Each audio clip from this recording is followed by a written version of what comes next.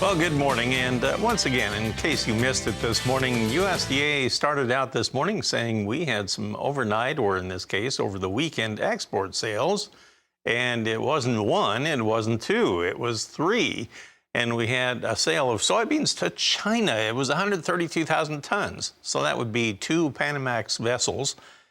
We did have a sale of 105,000 tons of corn to Italy. Now that seems kind of rare. 105,000 tons to Italy. On the corn, we also had 120,000 tons that was earmarked for unknown destinations. So we'll see who that turns out to be here later on, but fairly good news this morning to start out. Did it help? Well, let's take a look at our corn market first. Our quotes are provided by Bar Chart, and I can't say that it's doing much after that news came out. September corn is down 1/4 cent at 6.10. But it's almost on the high of the opening range. Now you have December corn 4.5 lower, and we're at 605.5. That would be right in the middle of its trading range from overnight and early this morning. Then you get to the soybeans, and they just keep chopping around on both sides of unchanged. It's hard to keep tabs on this one. September soybeans right now, up to the moment I should say, are at 14.65 1/4, so they are 2 cents higher. But we've been higher and lower so far. November now 1.5 lower at 14.07 1/4, and so it goes. We've had roughly about a 30-cent trading range in the soybeans overnight. Okay, let's check out our wheat, and that's the one that fell out of bed about 4:30 this morning Central Time. We had September Chicago wheat now down 4 3/4 at 7.71 per bushel, but it's off of that earlier low from last night by about 11 or 12 cents now. So it is rebounding somewhat here. On the Kansas City market, you have September now down 6 3/4. We're at 841.5. Keep in mind, it's getting that time of the year where the ground preparations are being made for the new crop wheat out in the plains. And September spring wheat down 5 3/4 at 880 3/4. Well, let's bring aboard Dewey Strickler of AgWatch Market Advisors. Now he's in Franklin, Kentucky, and see what he thinks about this mixed action here so far. Dewey, anything really catch your attention as far as a clue on the opening trade this morning? Oh, not really, Marlon. You got a few things going on here. We did have some showers over the weekend in the Midwest. That's not going to do much to help corn, but it will help beans somewhat. Also, too, you've got some uncertainty regarding the conflict with Taiwan and China. China's in the 4th day of their military exercise, and that could really cause some real ripples to Taiwan's economy and could definitely have some repercussions to our economy.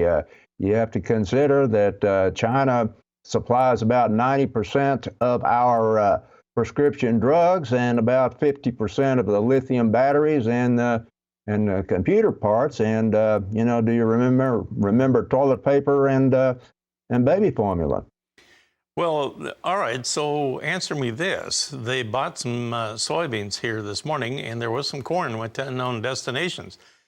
Have they pretty much bought up everything that Brazil has to sell right now? I mean, is there a point coming very soon where they're going to have to start buying again from us?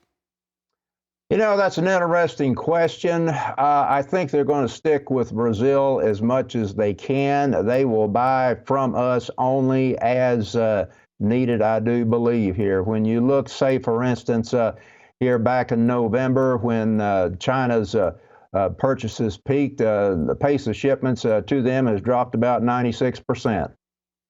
Okay, well, we're going to take a break right here, Dewey, and then we'll come back in just a moment. We'll go ahead and open up our livestock trade, too. Our guest, Dewey Strickler, will be back after this. As we get into our next segment, let's also take a look at what's going on in the outside markets here.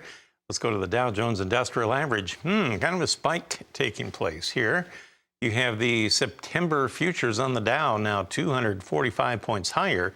It's at 33,002, so it has cleared 33,000 here. On the U.S. dollar index here early this morning, it is actually lower. September down 330 points at 106.160. And on the crude oil trade for your West Texas Intermediate, not much change. September now up 5 points, 5 cents higher at 89.06 per barrel.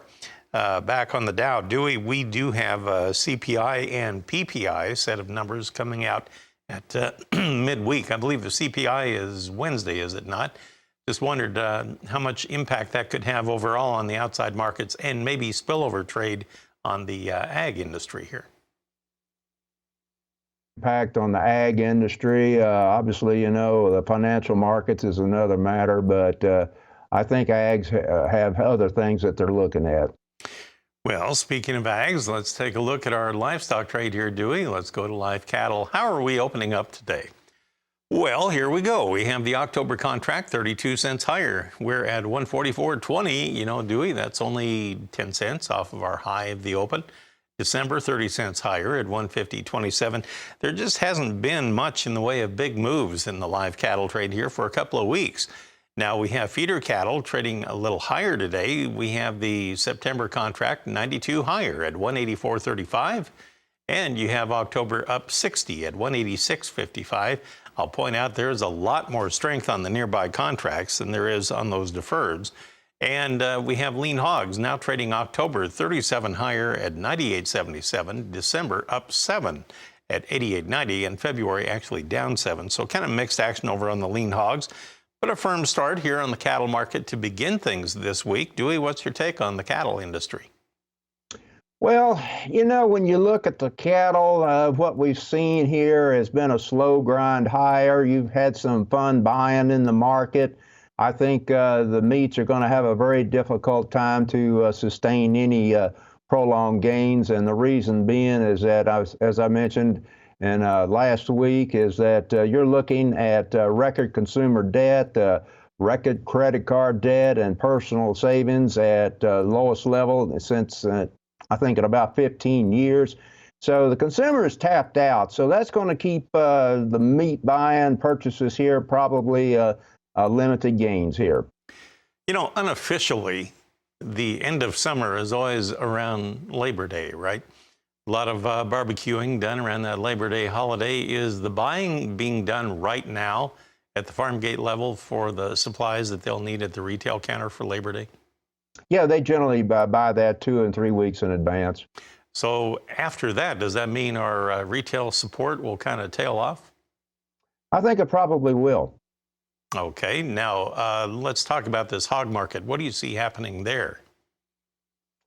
I can see the hog market probably rising a little bit more here technically. As I said, the funds were buyers last week of both cattle and hogs, but I think the upside is pretty well going to be limited here on hogs.